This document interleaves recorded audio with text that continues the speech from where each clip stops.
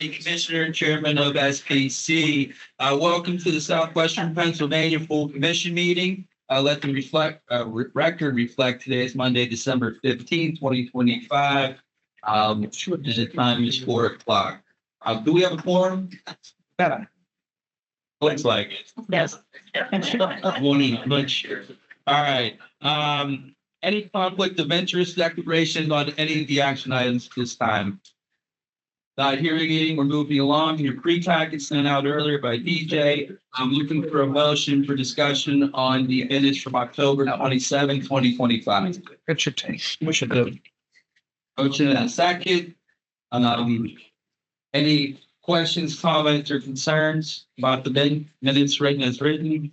Minutes as written.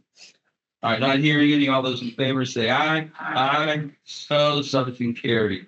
Is this time public comment? None. Let the record reflect none. Presentation of the 25-26 and water report, Mayor Dussel. I believe they are here. Down here. Around some. There you are. You guys keep moving around on it. So, okay. Auditor trick. Yes. Look at your Okay, thank you for having us here. I am Brian McCall with Mar Dissel, and Michelle Oak is with me. We've just prepared a brief summary here of the results of the audit for last year. As part of the audit process, we issue a number of reports. Your audit report does get uploaded to the Federal Audit Clearinghouse as part of the process because of the federal expenditures you have. One of the other reports we issue is a letter called Communication to Those Charged with Governance. So what that does is lay out really some required communications we have to make with the boards. Our responsibility as your auditors is really to issue an opinion on the financial statements. So the financial statements themselves are a big, thick packet. Really, the Mar Dissel piece is just the audit opinions that are in there. When we're performing that audit, we have to follow general accepted auditing standards, government auditing standards, then also the uniform guidance. The uniform guidance is federal regulations. It says how you have to spend the federal money you receive. It also tells us how to audit that money. So we follow that as well. One thing we also point to in that letter is any significant changes to accounting policies. You did have to adopt this new accounting standard, GASB 101. And the GASB is the Governmental Accounting Standards Board. They say what your financial statements have to look like. You had to adopt this standard that is basically related to how you account for PTO, vacation, sick time, what's considered compensated absences. Now, while the standard changes the financial reporting for that, doesn't change anything you have to do internally or how you look at anything, your policies internally or your policies. As part of the adoption of this standard, it did increase the liability and therefore decrease your net position by about $342,000. Now, this happened pretty much with every governmental entity we work with, counties, cities, school districts, transit agencies, whoever it might be. It really increased how you have to record a liability for sick time. Like I said, that doesn't change anything with what you pay out, but the accounting, they wanted to be more conservative, so it did increase your liability. It also points to in any audit or financial statement, there are accounting estimates. And then there also are disclosures. Nothing to point to there that's inconsistent with past years on those things. Also, then some other communications. No difficulties in performing the audit. Happy to be here on time over the years. Really, since COVID, audits have really got behind. Your audit is on time, which I say is now basically ahead of schedule. So I also say if you're behind, sometimes there's financial difficulties with getting the numbers reconciled and different things. So once again, a good sign that we're here on time. No material misstatements as part of the audit process or disagreements with management on how to report anything. So happy to say that. Obviously, we're here many months after year-end auditing history. So happy to say credit to your team, no material misstatements as part of the audit process. In order to wrap up the audit, we obtained some representations from management that they provided to us the information we needed to complete the audit. And then also, as part of the audit process, there wasn't anything we didn't like our audit opinion, so you were consulted with other auditors. That said, if there's any questions, if not, I'll turn it over to Michelle to hit some financial highlights. Great. Thank you, Brian. We're just going to talk about the single audit financial statements. And per auditor's report that Brian mentioned, that's really our piece of that. You all received a clean opinion, and that's the type of opinion you want to be receiving as an entity. You also have within there the management's discussion and analysis. It's a plain language version of your financial statements, so that's always a good place to start. We're just going to go over some financial highlights. Your revenues were up about 1.3 million or 7.2% year over year. That's really due to your grant activity. It does fluctuate each year depending on your spending for that year. Expenditures, you can see, is also up than 1.8 million or 9.4% year over year. So what the activity does though is result in a negative fund balance, general fund balance of 339,000, but an overall negative fund balance of 385,000, and we'll split that onto here in 2 slides. Your plan was to increase memberships for the next few years, so then hopefully that will eat away at that negative fund balance, get you all back in a positive position. So then we have your statement of financial position. These are the government-wide statements, so these are going to include your capital assets and your long-term liabilities. This slide here are your assets. You're about 19 million, almost 20 million of total assets as of 6/30. If you just look at your cash, that is up from year over year, and that's just from collections of loans as well as having some additional restricted funds that you have not yet spent. So we get to the liabilities portion. Third amount down, that 572,000. That is your compensated absence number that Brian was talking about, and that includes that additional $342,000 for the adoption of GASB 101. If you've done to continue on down there, those long-term liabilities I had mentioned, the loans payable and the lease liabilities, they will continue to decrease as you pay those down. So pretty consistent from one year to the next at about $20 million in liabilities. So the next 2 slides are going to be on the modified accrual basis. So those are going to your capital assets and your long-term liability activity.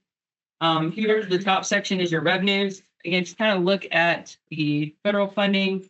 The revenue side, you did spend more than you spent last year because you did have more revenues because you spent more last year. The next slide here is in the bottom of that same statement. We're gonna look pretty much closer to the bottom there, that net change in fund balance. As you can see, you had an overall decrease in fund balance of that 270,000, resulting in those 2 numbers I was talking about. The third column over there, the negative 385,000, is your overall fund balance number. One being the positive 454,000, and then the negative 839,000. So we're just going to get into a few footnote highlights for you all. Footnote 2 talks about the adoption of GASB 101 and the effect it had on your statements. Footnote 8 is really subsequent event wording for the $1.2 million that you have now in a promissory note should you need it for your fiscal year that you're currently in. And then loans payable, footnote 12, that does talk about the $750,000 you have in the Bridgeway capital loan, as well as there's now a table there that kind of lists out and does a roll forward of your long-term liabilities, which will be your loans, your leases, and the compensated absences. You have some supplementary information. That's the schedule of federal awards. You did spend $17.8 million in federal funds this year. The 2 programs that we had to test as part of your federal testing, or that uniform guidance testing Brian was talking about, which are highway planning construction money, as well as your Appalachian Area Development Funds. And then so that reporting under uniform guidance, as well as government auditing standards, we did not have any findings to report. So that's also good news. And last but not least, we did talk about this at the last meeting, being that this is the corporation's 990. You're aware that it does get filed after this is all said and done. When we receive the final documents. If the form itself hasn't changed, it's filled out as it should in the past. So those are the statements that we're going to talk about today. If you have any questions, we're welcome to take those at this time. Anybody have any questions for Mr. McCall or Ms. Hope? All right, not hearing any, we're going to move along. Thank you for your presentation. All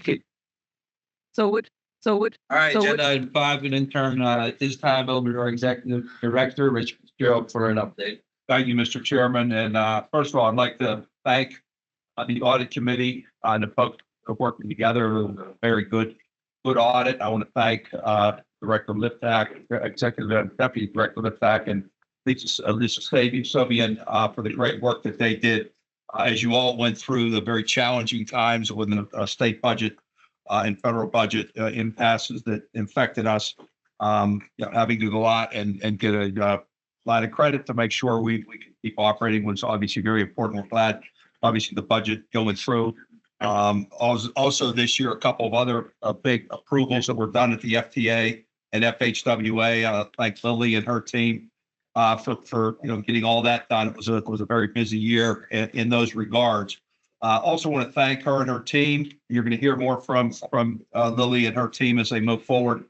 We had our pre-tip meetings this fall. Obviously, next year we'll be voting on the next tip and be hosting those meetings next May. And as she had probably indicated at a number of the meetings, most of the money, almost probably 99% of the tip money, will be just to maintain the roads and bridges that we have. Very, very little money is going to be, at least at this point, for new projects, which will make it very difficult. I also want to thank our friends at PennDOT. Our friends from both District 10, District 11, and District 12 have all been extremely cooperative and helpful. Thanking Brian Allen, Jason Zhang, and Rachel Duda, the executive directors of each of the PennDOT districts, along with Secretary Carroll. They've been very, very helpful. And again, Lily will go through a lot of that during her report. Moving on to economic development, Jen and her team. We had a great presentation earlier at the policy meeting regarding data centers and how we're going to be working with that, along with Buchanan Ingersoll and what we can expect from the budget that just got passed, as well as the budget they're going to be working on again right away for the next fiscal year and how we move forward on that. We've had some number of really good meetings in the district over the last couple of months. Mid-Mon Valley had a huge district down in Washington County, in Westmoreland County.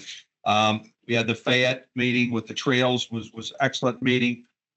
And then Jed's been working very hard with workforce development with the Build Back Better grant and how that's being implemented that will be coming to an end as of next year. And again, I thank Secretary Sager and his team for all the great work that they've been able to help with us.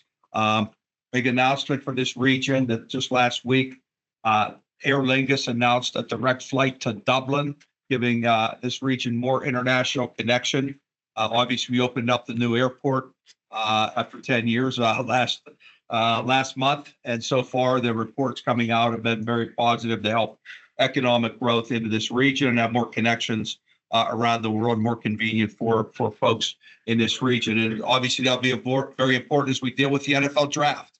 The update that we have, and this is something I really want all of you to kind of take back. The NFL draft is obviously April 23rd, 24th, and 25th. And for those 3 days, the NFL will have their programming over at Acrisure Stadium and Point State Park. But what we've found out from cities that have hosted the draft before is people start coming in literally a week before the draft. And those folks are going to be staying all over this region for 4 or 5 days with really nothing to do. They're going to be looking for things to do. So for some of the great tourism attractions in your community, think about having your folks be programming things, as these folks will be here looking to spend money, looking to buy things and go out to eat and go to different, again, whether it's Falling Water, whether it's the Jimmy Stewart Museum, or whether it's a Warhol Museum, or whatever it might be in between. Those folks are going to be here. We've also got to thank the NFL and the Steeler organization. They have committed that the contracts that are being let right now are being contracts of companies that are headquartered in the 10-county region. And everything I've heard so far has been very positive about companies that are getting those awards. So that is my update.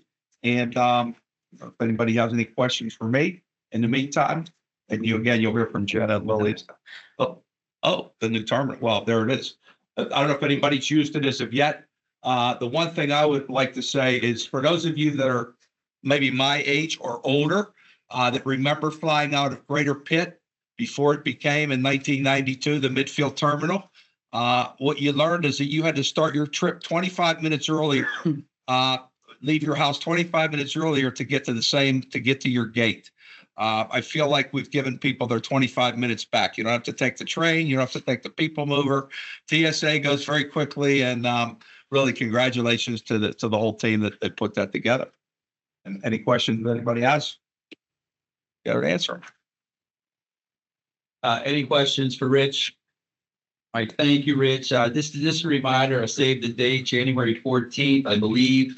Somebody needs to confirm this for me at 9:30. County commissioners were invited to Akron Shore for an NFL update. So I believe that's already went out, but just to remind you. Moving on to agenda item 6, transportation planning update. Lily Resky, our director of transportation. Floor is yours. Thank you, Chairman. All right, I have a lot to cover, so I'm going to try to go quickly. So, summary of activities for November, December. Our draft DOT TMA certification report has been finalized. We received that. We were able to provide comments. It's currently under review for signature by DOT, so we anticipate getting that final report very soon. The draft report contains 6 recommendations, 11 commendations, and 0 corrective actions. And for comparison, the 2021, our previous certification review had 10 recommendations, 15 commendations, and 0 corrective actions. So in plain language, we anticipate our official recertification to be finalized shortly, and we will let you know when we receive that officially. We are well underway, as Rich said, with 2027 TIP development, and our draft TIP document is close to completion. So through the course of this summer and fall, we've held 18 TIP work group meetings in the 3 PennDOT districts, and we have 3 more scheduled in February. And we've also hosted 10 public meetings in each of our, and we'll be out again to do another 10 in the spring. And our competitive program selection process has been completed. I gave a presentation on that at executive committee. Selections will be adopted formally at our June commission meeting with the anticipated adoption of the 2027 TIP. And I just want to thank our team, Ryan and Rhonda, Ryan's team, who have put so much effort into this TIP work group update. They do a phenomenal job, very comprehensive, and all of our partners, both the PennDOT districts and the counties and the city, do a great job as well coming to all those meetings. It's a long haul, it's a lot of travel, but we come out of it with a very good, comprehensive document that I think we can all be proud of. And while money is tight, as Rich said, I think there's still a lot of good projects that you're going to see moving forward. So look forward to sharing more of that with you in the spring. The Allegheny County Safety Action Plan is in its 2nd round of public outreach. We plan on this being completed by spring 2026. This is the plan where we received a Safe Streets for All grant to complete, and it's a joint effort between Allegheny County, the City of Pittsburgh, PennDOT, PRT, and SPC. The final report will include sketch level designs for top corridors of concern with cost estimates and potential funding sources, overarching proven safety countermeasures, and a Vision Zero leadership promise. And then I just wanted to call out that Evan and Ryan both presented at the Transportation Engineering and Safety Conference. Ryan presented on funding for safety projects, and Evan presented on identifying speed concerns through regional safety planning. So that was a huge conference. I think they said they had over 800 attendees. So just wanted to give them some props for that presentation that they both put together. Separately, they're separate presentations. But in transit, the Human Services Coordinated Plan continues to be implemented through breakout groups of the TOC. Devin and his team have been hard at work coordinating with the counties and the transit agencies on concerns and planning in each of their areas. And I know he's going to continue to be in touch with the transit agencies as we learn more going into planning for the draft in the next year, as I know that's on the top of everyone's mind. And then finally, we're in the final stretch of our regional trail capacity and needs assessment study that looks at what the major needs and capacity gaps are for developing and maintaining trails throughout the region.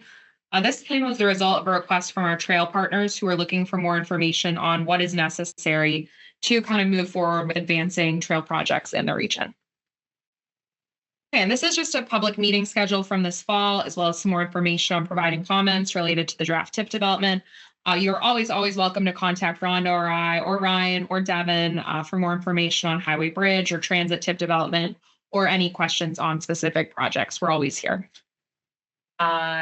And then I wanted to quickly give an update on long-range plan development since we will not see each other again until February, and we're on schedule to kick off the next phase of the 2027 long-range plan development process. I updated executive committee on this at our last meeting in October, so this is kind of just a shorter update for the full commission. Again, May 16th, we have the long-range plan kickoff meeting in Armstrong County, which was designed to affirm the direction of the development of the next long-range plan. The first task of the development of the new long-range plan was to identify existing conditions, key trends, emerging forces to facilitate planning for the strategies and goals of the next long-range plan. So we worked with a team of consultants to produce documents that identified existing conditions, key trends, set us up to identify strategies to move forward with our next step. The executive committee kind of affirmed the direction of the 2027 long-range plan and provided feedback, as I said, at the October meeting. So now we're looking to move into the second task, which is to convene expert panels and develop strategies to address those emerging forces in our region. That emerging forces and key trends document categorizes emerging forces in the region that are taking away from that existing conditions profile. So similar to what we did with the last major long-range plan update 8 years ago, we broke these into 5 categories, and that is socioeconomic, which includes workforce, land use development, which includes housing and infrastructure, technology, funding, and transportation. So the goal is to take this data and these forces of change and develop strategies on how to meet them. So the next step in this process will be to convene expert panels. So there'll be 5 separate expert panels for each of the 5 forces of change, and host a series of planning exercises that will be used to plan for strategies that can then be deployed. So these strategies and then ultimately the goals that will shape projects that are selected for the TIP, for the long-range plan, for the competitive programs, pretty much across every program at SBC. Smart Moves, which was our last major long-range plan, is kind of central to everything that we do here as it relates to both transportation and economic development because it's a joint long-range plan. So you can see on the right-hand side, these are some of the strategies that were developed in response to the forces of change during our last long-range plan development. If you're online, you can see that if you're in the room, but you get the gist. So we are currently working out the next consultant contract for assistance in hosting these expert panels and public workshops in the coming year. It's going to be huge. We anticipate, inviting like 300 people perhaps to some of these events total. So they're going to be very big, all hands on deck. Definitely need some support with putting those together. We anticipate the first expert panel event to be held in person in March, with the following meeting to be held virtual. And the process will culminate with a public workshop in the summer of 2026. So as part of this, we're putting together panels of experts to meet and conduct planning exercises to develop these strategies. Commissioners all have the option of which expert panel they would like to sit on. You can, unfortunately, for those of you that might be overeager, only sit on one, as they will be meeting concurrently at each workshop. So if you know which one you would like to sit on, please let us know, but we'll also absolutely be reaching out with more information. And then we're also going to be looking for executive committee members to help us host some of these panels. So keep an eye out for that in the new year. Again, we'll be sending this out. Just kind of wanted to get it in everyone's mind since, February, then March will be right around the corner. So as I kind of described, here's a timeline of long-range plan development. All of this leads up to a June 2027 long-range plan adoption. A lot of work in here, development of all the project lists, the targets that are federal mandates. Again, all informed by the goals and strategies. So it seems very long and spaced out, but it takes a lot of time to develop all those documents within here. So we need to give ourselves a long length of time in order to get that done. So that's pretty much it for long-range plan. Are there any questions before I move on? I know that was a lot. I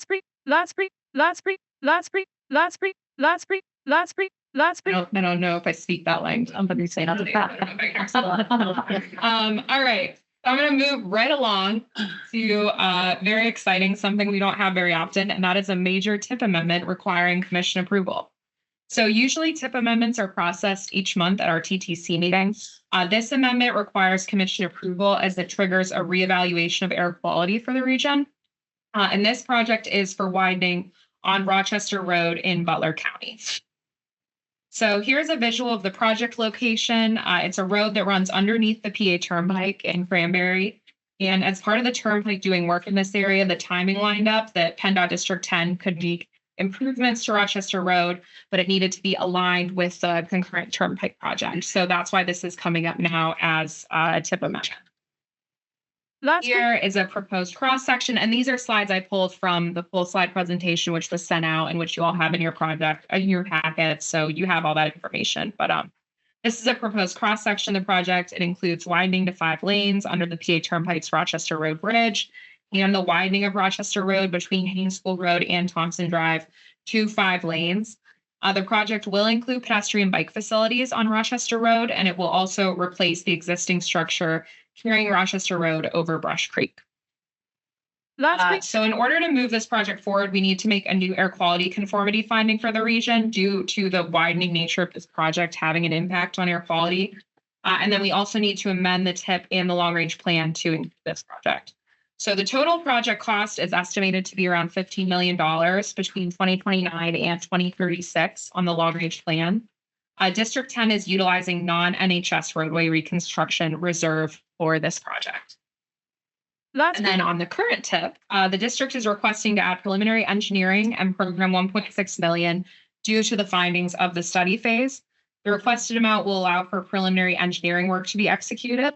And the sources for this request are the SPC District 10 Highway Bridge Reserve line item, as well as unneeded construction funds from the 3 Degree Road intersection project.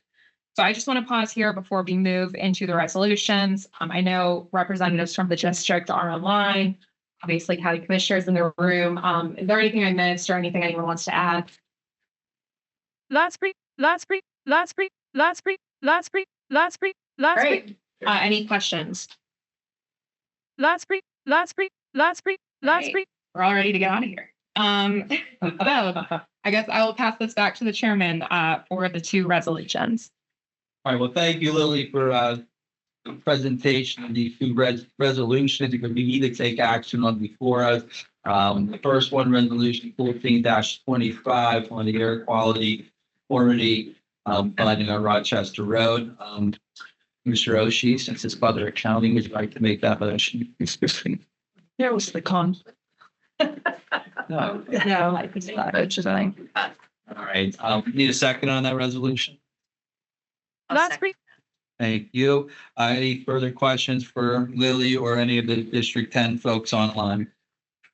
Not hearing any. All those in favor say aye. Aye. Opposed? All right. Aye. Enough for Cranberry Township. Thank you. All right, we're not done with that because we have resolution 15-25. No. Yeah. That's. Yeah. Yep. That is it. But, again, the amendment for the tip and long range plan on Rochester Road widening. Commissioner Oshie, would you like to make that motion? We do it that work. No, it goes this way. Because you have to find it First, No, I may. But what you're saying doesn't match up to the numbers. this agenda is different. We should stand up. The first one should have been for air quality. Yes, which it was. Yeah, and then this one is to amend the tip and long range. Let's say the letters policy. Okay. 5 instead of 14. It's just flipped. No. Yeah, it should be. Resolutions, right? Okay, very good. And I think we need to. I'll make the motion. All right, looking for a second. I'll make it. Thank you. Any questions for Lily or any of the district 10 folks? All right, all those in favor say aye. Aye. Opposed? Aye. Aye. Motion carried. Congratulations, and Cranberry. Sure. Good. All right, moving along, agenda item number 7, strategic initiatives report. I'm going to turn over to DJ Renee. DJ? Thank you, Mr. Chairman. Hi, everybody. I know we have a lot, so I'll go for this pretty quickly. We are very excited to say we're starting a brand new video series as part of our communication expansion. So we're going to see a video from the chairman a little later today. We'll go to some officers and executive ratings after that to start talking to you. So we'll come to you for that. This is a long-term thing we're going to do over the next couple of years. As far as the freight plan, I know that we amended our UPWP back over the summer, and I want to give you a quick update. We're expecting to execute a consultant contract on that very shortly. We also, I want to be clear, the freight plan is, yes, going to talk a lot about trucks and tractor trailers, but it is a multimodal analysis. And we're also going to be doing a focus on the freight plan on the needs of emerging economies. So those of you who have read our most recent freight plan may know that it talked a lot about the natural gas industry because at the time that was written, that was a huge emerging industry here. There are several different sectors that we feel that we need to focus on in the new freight plan. And we're excited to keep all posted on that board as it continues. That is not a typo under CPRG. plan is completed, question mark, because we did complete our plan just before Thanksgiving. It was due. This is our comprehensive climate action plan, the last phase of this. It was completed right before Thanksgiving because it was due the Monday after. So responsibly, we did that early. We got an email shortly afterward from the EPA letting us know that they're giving us 6 more months to continue to analyze the impact of greenhouse gas emissions in the region. So we are going to we do have a plan that is done right now, but we are in the process of taking that document and doing a few edits and maybe diving into some data a little more since we have the 6 additional months to do it. We're just waiting to work out the consultant agreements and things like that. The other thing I want to flag for you is that we are going to be sending out an information sheet to all of you. So if you got if you got the emails about these meetings, you're good. But I know that a lot of you have staff and others who might handle your calendars. So we're going to send a sheet out to you. We're going to ask you to fill in as much information as you can so that we have a good, robust contact list as we move into our new officers and new executive committee and everything like that. So please keep an eye out for that, and you can get it out to you in an email after this meeting. I also want to take a minute to talk about NEVI. I want to first of all thank all of you who shared the information about our electric vehicle charging program. And we did a lot of really good work and had a lot of great suggestions that were put in. I know there were a couple commissioners who I could kind of tell were putting in a bunch of different projects at once. And I really appreciate you taking the time to look at it. And thanks to the county planning offices for helping us to review all of that. I also want to especially thank Emily from the team there at SBC for building this beautiful map and survey that we were able to have everybody do. We are excited to say that we have the final list of locations and priority use cases that submitted to PennDOT. Just so everybody knows that the step from here is that PennDOT will take the information that we provided, our suggestions, and they'll combine them with everybody else's across the state, and they will develop the actual guidelines and then open funding opportunities. Open funding opportunities for people to apply to install those EV chargers sometime next year. I also want to, and that's it for me, unless anybody has any questions. I also want to find out this stuff. So it's all we did was submit like zip codes, essentially. So it's locations and then also use cases. So we had it worked out that it's more important to have them, for example, at public buildings like municipal buildings than it was to have them at places that people could get to. So we ranked a bunch of different locations that way. And I'm happy to provide you the list of zip codes, but ultimately we did it for every county. We ranked each county, so every county has zip codes that are included in that. I would venture to say probably the more populated areas are the ones that are commercial areas of what. So, okay. What was the rationale for them extending the time frame for that plans? I wish I knew. I mean, they did it the day before Thanksgiving. I could be that deep, but everybody was done with their plans. So I don't understand. I think the shutdown may have had some effect on that because they couldn't communicate with us. For example, there was a tool we wanted to purchase, but we couldn't get a budget amendment to purchase it. So I'm wondering if other folks were not having the same issues because of the shutdown. And so they decided to give us 6 more months, but we'll take it. Any other questions for DJ? All right, we're going to move along to agenda item 8, reports and economic development report. Jen Lance. Good afternoon, everybody. So just a update on our priorities, things we've been working on. Water Resource Center, I'm going to start with. I believe, Mason here, but I wanted to give him a minute to talk about some Army Corps projects he's working on, along with the CPRG report closeout. Hey everybody, Mason Security, Water Resource Program Manager at the SPC. Thanks for coming out this afternoon. Quick few updates here on the Water Resource Center end. We assisted the U.S. Army Corps of Engineers with their federal interest determination for the Shark Tears Creek watershed study. Part of that, they held 3 public meetings in South Strabane, Cecil Township, and Washington to hear directly from municipal leaders about their local flooding concerns. And these towns were selected because they're within the watershed that's being studied. Next, DJ, thank you. We did submit our climate action plan to the EPA, and we're just waiting to figure out if we're going to go ahead and add 6 more months of research onto that. Next, 2 smaller things. We were contacted by West Deer Township regarding a recurring nuisance flooding concern. So we're organizing a field visit to go see what that was. And finally, we had discussions with the Allegheny County Conservation District about the upcoming MS4 permit update in 2026.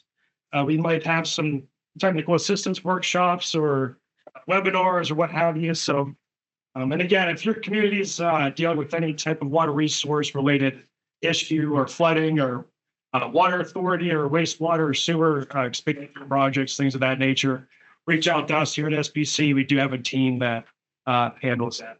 Thank you, Chair. Thank you. Great. So we're continuing to work on our prep and engage programs with the state budget being passed that allowed us to jump right in about 5.5 months late on all the work we're trying to speed up and get done. Also wanted to give Faith Collins an opportunity to talk about some of the community outreach that we've been doing, presentations and attendance. So. Hi, everyone. I'm Faith Collins. I'm the Community Capacity Coordinator here at SBC.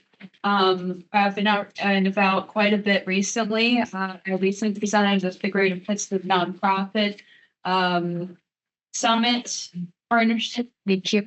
And that was, I don't know, a couple weeks ago. We did a system award management registration video, and I've been doing several different town hall presentations in Butler County, Washington County, and now Beaver and Allegheny. Additionally, in January, I'm presenting with the Washington County Community Foundation. If you're interested in having me come present to talk about ARC or EDA grants, I'd be happy to. Thank you so much. So under a grant perspective, so DCD Prep and Engage just received an email this morning inviting me to apply for our Engage money. So I need to get that over to them pretty quickly. So I'll be working with all of your EDO partners to get their budgets, things like that. From an EDA perspective, we're working on our SEDS process along with the long range plan. Rural Healthcare Collaborative funding. So this is something that you all are going to hear about in the very near future. Not a lot of details for us here locally, but for our February meeting, I'll have a full-blown presentation for you on this. There are going to be some dollars that are coming down, and they decided to utilize the PrEP map as the plan to get dollars out around the Rural Healthcare Collaborative. So going to be some grant dollars along with formulaic as well as competitive funding. And so SPC as the local development district will be in charge of putting together a board. And that board will basically be, we don't have the details on whether it's going to be us that are going to be issuing grant dollars or if those dollars are going to flow through the state and work through the approval process. It is the Wild West, y'all, but we hope to, in the next, I actually have a meeting on this on Wednesday, but here's what it's going to come down to is that we're going to be able to help some rural healthcare opportunities here. So maybe somebody needs equipment. Maybe there's a workforce program that needs to get built around rural healthcare. I'm going to talk a little bit about an amazing event that was held up at IUP in a couple of slides, but ultimately just know Rural Healthcare Collaborative is coming. It's going to be able to support a lot of initiatives around rural healthcare. For example, dollars that could go towards maybe ambulances, people not being able to receive healthcare in a timely manner, things like that. More to come, but process to be determined. We're talking with the Department of Health and Human Services on Wednesday with Karen to get some more information. But it's rolling out quick, but it will be SPC as the local development district along with the other 6 and one other region that will be handling this process. Am I missing anything on this? You have more information than I do. No. Okay. It's like, let me just check. And then ultimately we're preparing for January reporting. So that's EDA, ARC, and DCED. Next. So continued areas, as Rich mentioned, Build Back Better. We have 9 months remaining on this. Thousands have been trained. We had Robotics and AI Discovery Day, which I'll show a slide on in a few minutes. Great program that has really changed the way that we've worked. We've learned a lot with this, right? We've done some amazing things we definitely do differently. But ultimately, what it was about was partnerships. How can we be more organized when we want to bring a new industry into the region? So building capacity wise, we're working to secure additional dollars, working to communicate with our legislators on the importance of LDD and EDD activities. Workforce wise, we're continuing to meet with various industry partners, educational partners. We're here to connect our workforce investment boards, career link, and support the programs that exist. And so Also brainstorming, regional data. How do we meet whatever those needs are going to be? And then as we've talked, and everybody has talked about data centers, how can SPC assist with data, connection, information, et cetera? Next. Okay, so starting with the spotlights of some great things that were done. So November 5th, 2025, PRN organized and hosted the Robotics and AI Discovery Day. And SPC staff volunteered. I cannot thank my team enough for coming in. I had the pleasure of working in the K through 12 zone and making over 500 badges for students. But what was amazing was to see all the different rural and urban students come in that were going to be able to help meet with different robotics companies as a way to see what's possible. So robots, booths, panel discussions, data overviews. There was even a workforce meeting held during the event on needed skill sets. It expanded so much this year that they had a tour in a zone just for K through 12. So it was able to separate it out so the students could be doing one thing while people that were either looking for employment or trying to conduct business was in a separate area. Even larger attendance than last year. I think they had almost 5,000 people.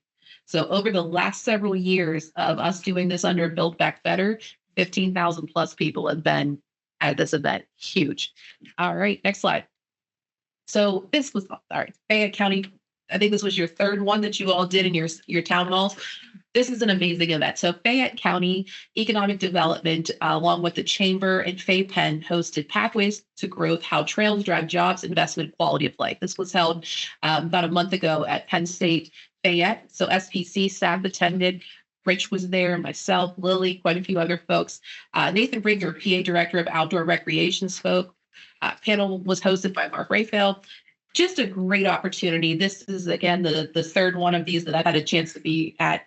What's amazing is that the amount of people in the room was packed, but there's a lot of young people in the room. I'm talking 20-somethings, which you don't historically see at town hall events. So I just will continue to say what a great job y'all are doing down in Fayette on this. Do you guys have another one coming up? There was data centers, housing, and now this. Yeah, we're trying to figure out what the name. Even better. Okay. So y'all, there'll be another one coming in the future. I highly suggest people to come to Fayette to see it. Phenomenal. All right, next slide. Can we provide? And they provide lunch. I was going to mention the bus. The bus were my favorite part of the day. But and finally, the Rural Health Conference. This was tremendous. This was on November 20th, and this was hosted by the Indiana Regional Medical Center and IUP. So presentations, panels, data regarding rural health needs, opportunities, and challenges. There was a legislative update panel. Attendees from across the state. All of our commissioners spoke and did a phenomenal job. This in Indiana was just wonderful to see everybody come together to talk about rural health, right? This is an economic development issue. Not only is it a public health issue, but people want to live where communities can support them from babies to death, to be blunt. And so rural health care continues to be a huge challenge for people.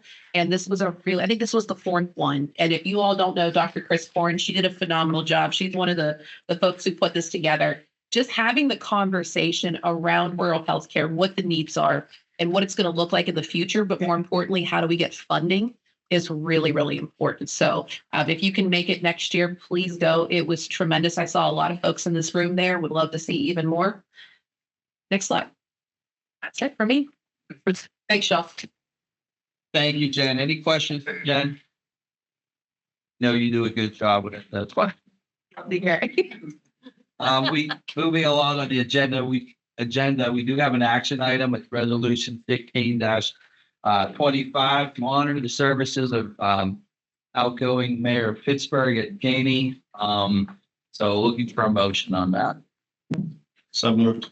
Second. In a second. I just want to say that over the last couple years that that's been Mayor of Pittsburgh, he has been an active member of SPC. We greatly appreciate him going with our entourage to Harrisburg and Washington, D.C. to advocate on behalf of not only the city, but the region. So I personally want to thank him. Talk to Mayor-elect Corey O'Connor. He plans on being an active participant as well here at SPC when he gets onboarded in 2026. So thank you, Mayor Gainey, for your service to the city and SPC. Any other comments?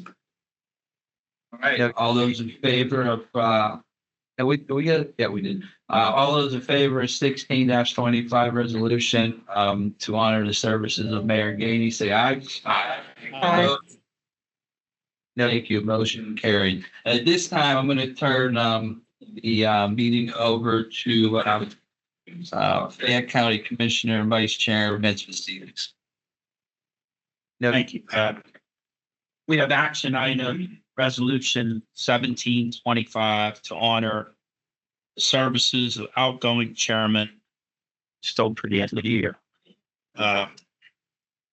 Chairman Pat Fabian. No. Or leadership team, Betsy, myself, and you, we really always regularly, you was always informing us and keeping us up to speed on what was going on. We much appreciated that. So you were very communicative, led the way for the establishment of these outreaches to Washington, DC and Harrisburg. You attended all those. You did a commendable job as chairman of SPC and the past 2 years. And we really appreciate your efforts. And I know I'm taking over in January. I'm going to have big shoes to fill. No. So we have a motion to recognize Pat. So move. Excellent. Motion's properly, everybody not that. Motion's properly moved and seconded. Any further discussion? Mr. Chairman, can I have the floor for a second? I want to thank Chairman Fabian as well. I mean, during his 2 years, as I came on board, his leadership, taking us to DC, taking us to Harrisburg, and getting us some significant funding, spike funding, as well as the $140 million DC funding the Secretary Buttigieg gave in, among so many other things. He's been very, very active and made sure that our voice was heard at CCAP and at Harrisburg and throughout the region. So I personally, as the executive director, and I speak for the staff here at SBC, we're very, very pleased and helpful, thankful that he was so helpful to all of us and everything that he did. And thank you, Pat, for all you did. Anybody, any other discussion? All those in favor signify by saying aye. Aye. Motion carries. Congratulations. Thank you. Back to you. I think we have a video, TJ. Now it's for the next one. Do the video. All right. We do have a video as well. Seems we're having a issue with our sound card. So those of you online, we're going to drop the link in the chat. If you want to watch on your own, but we're going to show this video.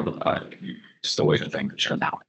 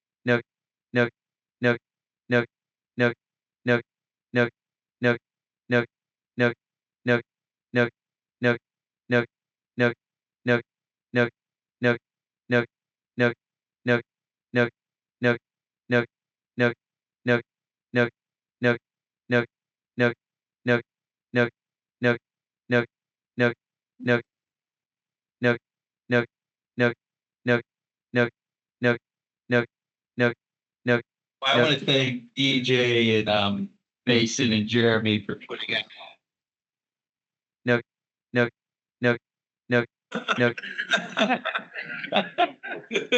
We're gonna hear AI, no AI.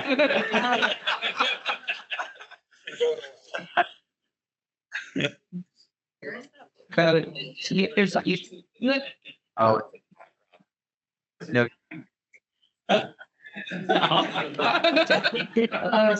Got the outpick version. I would say, I just want to thank DJ and Jeremy and Mason for putting that together. We had a lot of fun a week ago putting that together. And so thank you. You did a wonderful job. Oh, we did a wonderful job and I greatly appreciate it.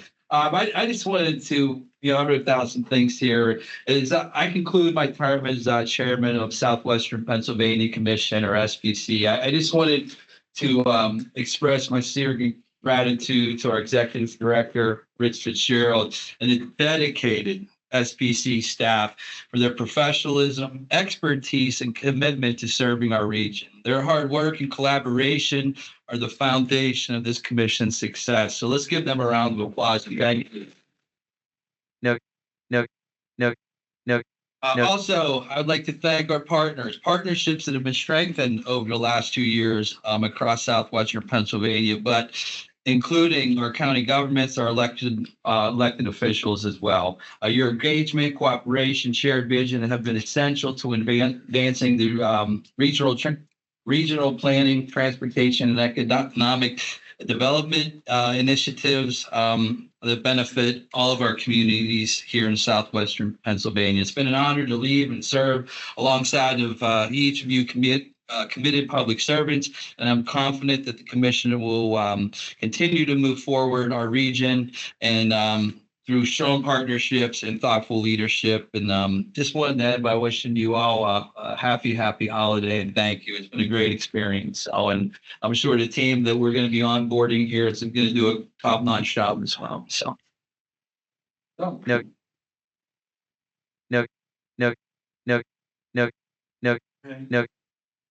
we got this guy coming up. from Armstrong County, Darren Albiano. So moving on to agenda item number 11, it's going to be the nominating committee report. Darren was in charge of this nominating committee as chair because obviously being chairman at Armstrong County, we thought it'd be best that Darren chair the nominating committee since I'm the outgoing, our county's the outgoing seat. So Darren, I'm going to turn it over to you. All right, as the chair of this year's nominating committee, it's my privilege to present the results of our work to the full commission today. Our committee was charged with nominating the slate of candidates for the Southwestern Pennsylvania Commission's Executive Committee, as well as its officers for the commission for the 26-27 term. The nominating committee comprised of a representative from each county and the city of Pittsburgh. We met on December 3rd and December 10th. For the executive committee membership, the nominating committee reviewed and recommended the full slate of nominees that is before you in your packet. It's the second last page. For the officers of the commission, we nominated the following individuals. For chair, current vice chairman Vince Asides. For the vice chair position, current secretary treasurer Betsy McClure. For the open position of secretary treasurer, the committee received multiple nominations. After following the required voting procedures, the committee nominated Commissioner Bonnie Dunlap from Indiana County.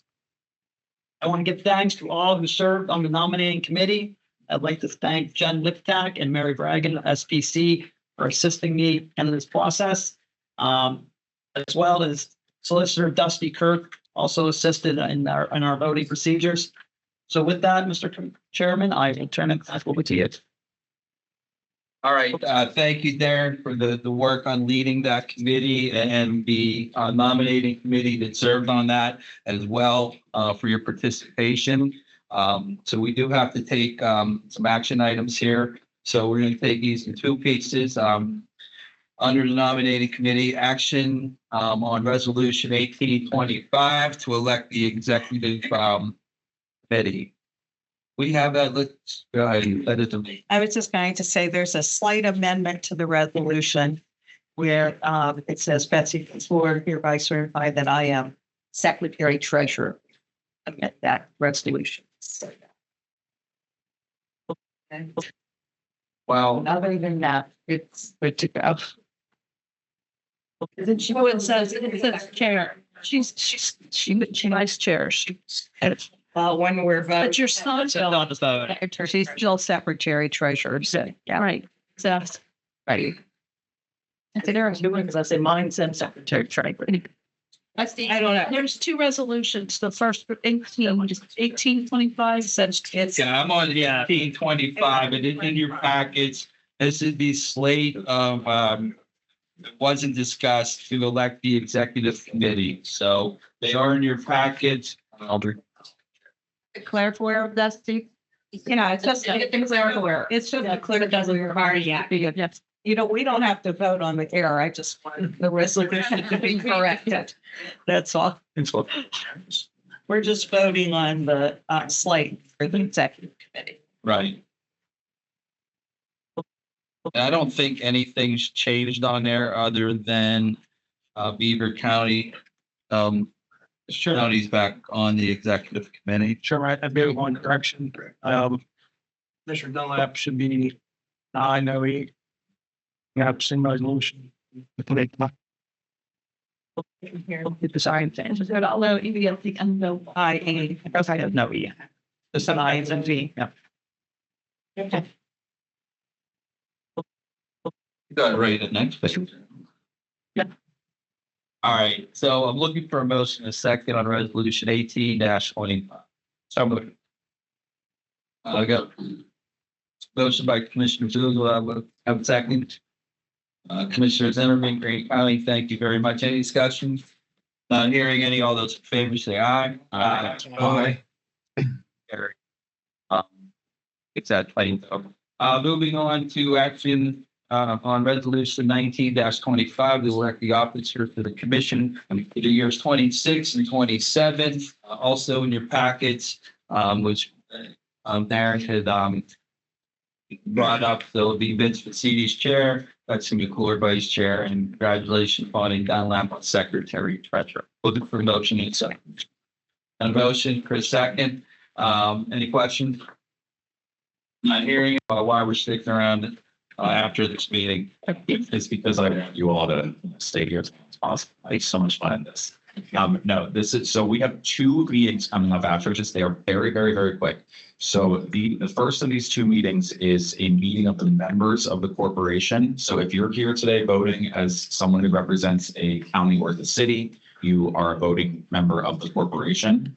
The corporation itself only meets once a year in the annual meeting. That's what we're doing next. All we're doing is electing the new board of directors for the next year. And then we're done. And then the new board of directors, as elected, will meet again to elect the corporation officers. So both of these meetings should be very quick. Encourage you to stick around for another 10 minutes or so. Thank you, DJ, for the explanation. So the next meeting date, which will be Vincent's first meeting, will be Monday, February 23rd. As a reminder. All right. Thank you all for coming on this cold day. Looking for the motion. Good stuff, second. Fine, thank you. All those in favor, say aye. Aye. Aye.